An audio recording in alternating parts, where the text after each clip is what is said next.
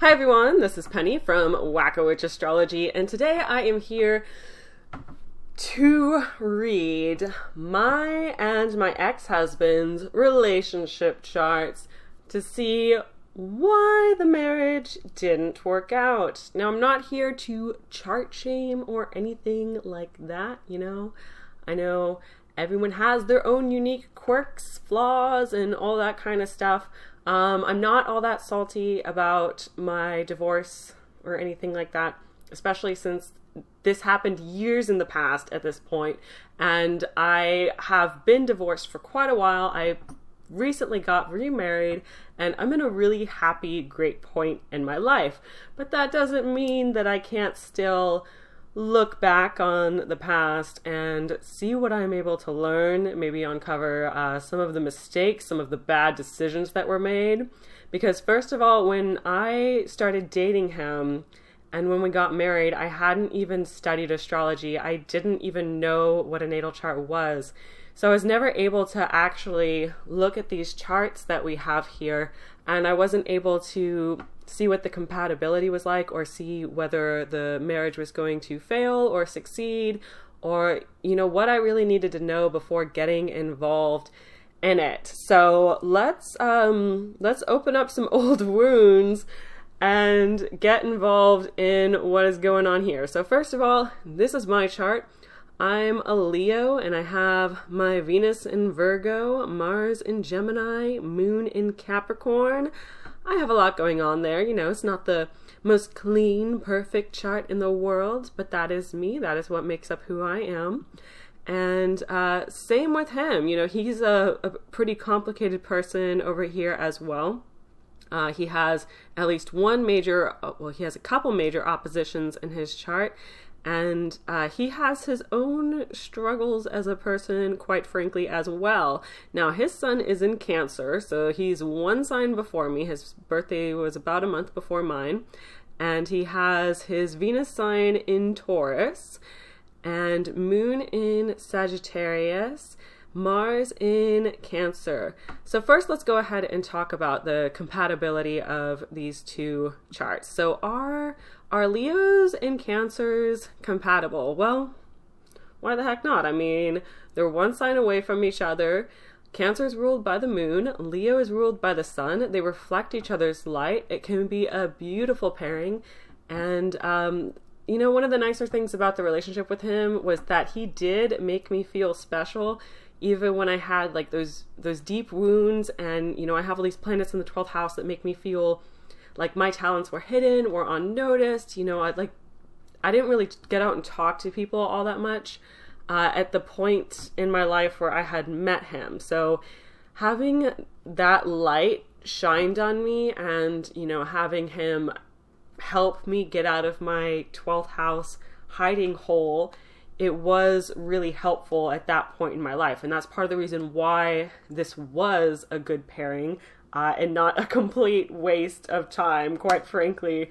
Wow, this is hard to talk about. So the next planet we're going to talk about is the moon. Now, Moon in Capricorn and Moon in Sagittarius. Are those two compatible?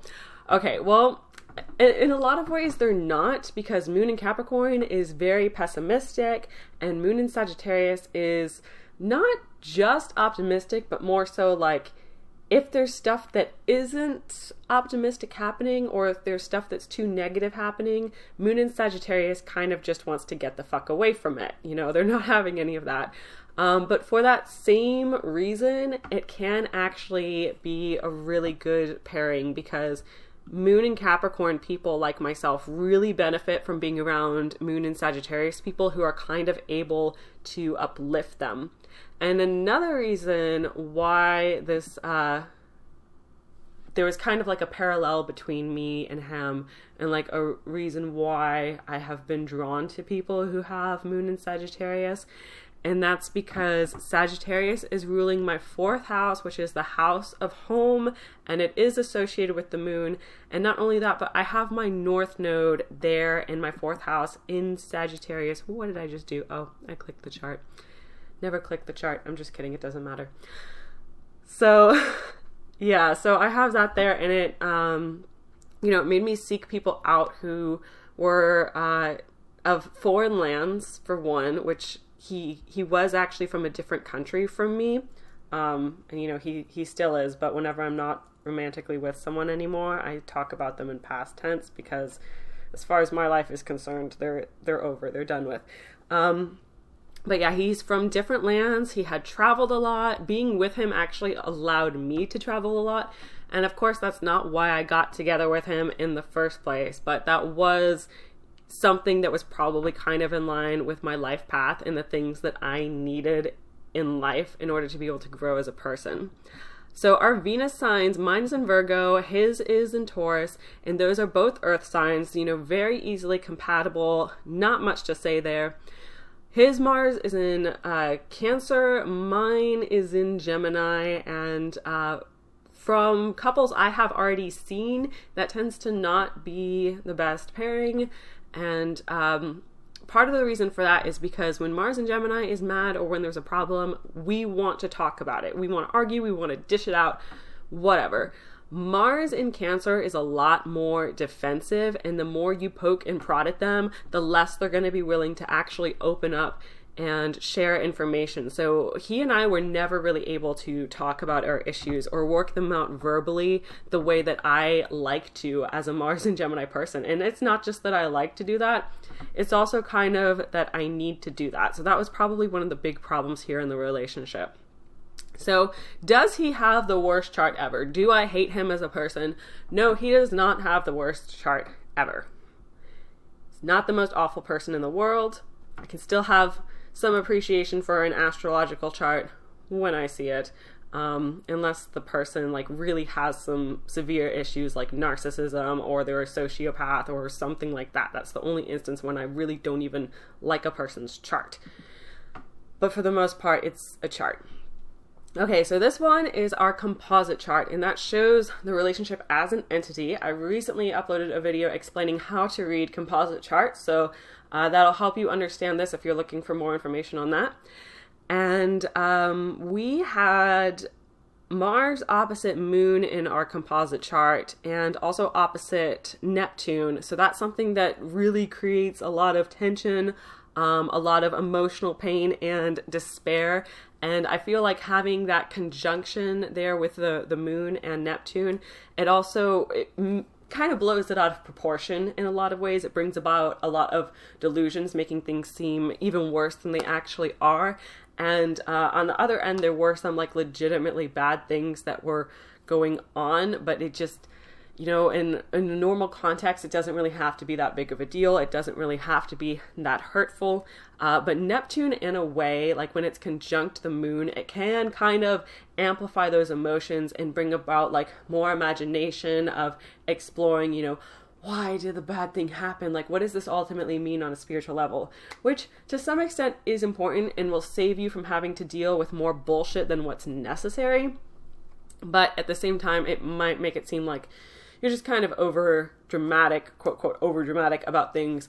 And of course, me saying over dramatic isn't my opinion. It's just saying that in the normal context of the world and society, that's normally the way Moon conjunct Neptune will be perceived. So yeah, we got some oppositions there. Harsh aspects to Mars in composite are not really a good thing, and that's something that can indicate violence and the like. So that's kind of something to watch out for, especially if you have the planet Nessus involved, which for us, it's not really in a square with Mars because that's a bit too loose for it to be a square, but it is close to being in that position. And we had Mars conjunct Pholus, which Mars conjunct Pholus is something that can make a relationship very kind of turbulent and destructive, usually where one person is trying to do all the healing and then the other person is just running around creating more damage. And maybe they're taking turns about, especially since this is in the composite chart, maybe they're taking turns about who did which one and back and forth. But that's the thing, they're just creating more damage before it's even able to fully heal. So we had a lot of planets in the first house here in Cancer. So when we were together, we had this kind of super cuddly vibe. We always seemed like we were really close. And I even heard like someone else, while she was with the man who I presumed was her husband, she like made a comment about how, like, to her husband, about how she wished that she had a relationship like that. But that, that was a kind of like cuddly vibe, like always holding hands and stuff, always touching each other in some like sweet, sentimental way, which in some weird way also makes me, like, talking about it now makes me feel like I want to like vomit or something, especially as a lunar Capricorn and knowing that this is like all in the past. But yeah, that's not necessarily the way that I normally am as a person, but that's kind of the way that I was within this relationship. We had kind of that Cancer vibe going on where we're all like sentimental and snuggly, blah. The idea of even snuggling him now is just so gross, honestly. I'm sorry, but you know how it is when you're not with someone anymore. And then we also had Chiron there in the first house, Eros, Venus, the Sun, Mercury was actually in Leo though, and conjunct Juno. So these were some of like the nicer things about a relationship that made things look really good. Now, if you come over here to the Synastry chart, do you start to see where there was some bad stuff going on. What's really weird is the chart for the day we got married actually looks a lot like this as well. It looks a lot like the Synastry chart, and if I had been studying astrology at the time, I would not have gotten married on that day. I would not have recommended to anyone to get married on that day. And seeing this in Synastry, you got to keep in mind that when I first saw this, I had already been married to him for probably a little over a year, maybe closer to 2 years at that point. And then I was reading our Synastry chart. So I had already like formed my opinions about the relationship and everything. And I basically had no choice but to have a really optimistic outlook on what this Synastry chart means. And the optimism that I used and that I told myself was that all of these oppositions allow you to grow as a person. And you know what? That's totally true. I did grow a lot as a person while I was involved in this relationship. But at the same time, do you want that kind of stress in your everyday life? Do you want someone who like forces you to grow as a person every single day? For most people, that's just too much to handle. We need to have some level of zen, some level of relaxation, and we can't just have this constant pressure, this constant fighting, this constant disagreement. And that's one of the things he actually complained about while we were together, is that we were always fighting, we were always disagreeing about things. And, him having his Mars in Cancer, he didn't really want to fight. He ended up being passive aggressive a lot of times instead of dealing with me directly, like how I wanted to be able to sort things out verbally, because he would just clam up. He would just become more closed off with those Cancer placements whenever I wanted to like dish things out as a Leo with Mars in Gemini. And it's not that I'm wrong for being that way, and it's not that he's wrong for being the way that he is either, but it just ended up not being a good pairing. So in addition to that, he even had his moon opposite my Mars. So me arguing with him and complaining about things probably really, really offended him. And I think he even at one point said something about how he like couldn't handle my criticism.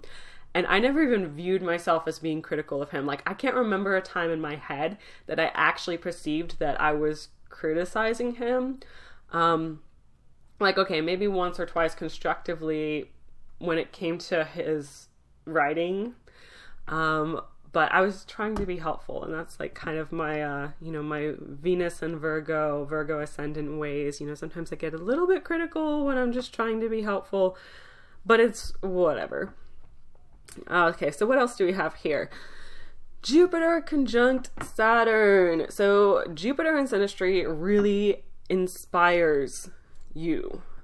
So that was him like really helping me grow up, helping me gain maturity, helping me come into adulthood, honestly, because when I got married, I was 17. Yeah, pretty awkward to talk about, right?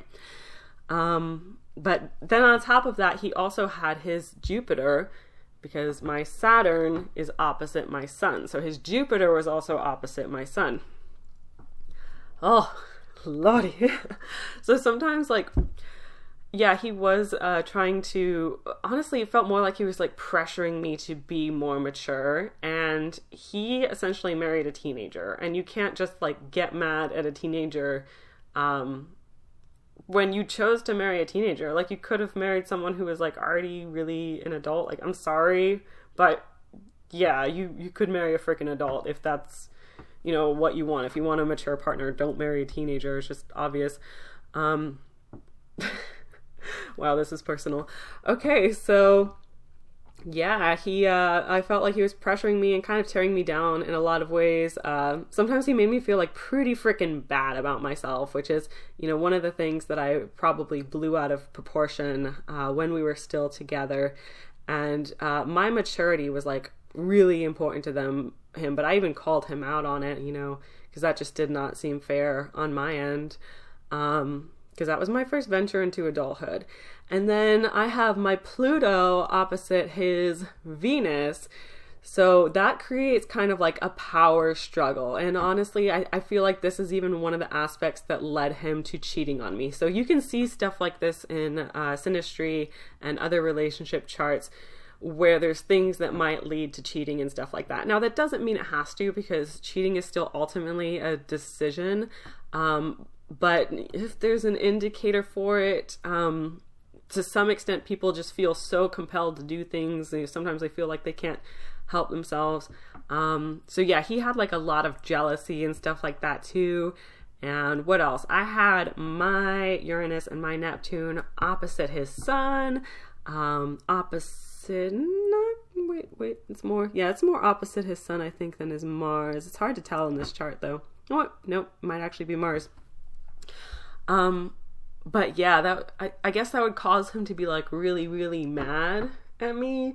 I feel like I'm like probably kind of blocking out some memories right now, but again, like for the record, it wasn't that bad. It wasn't like the worst that it could be. It might not be like the worst case scenario that you might be imagining or might be worried about there.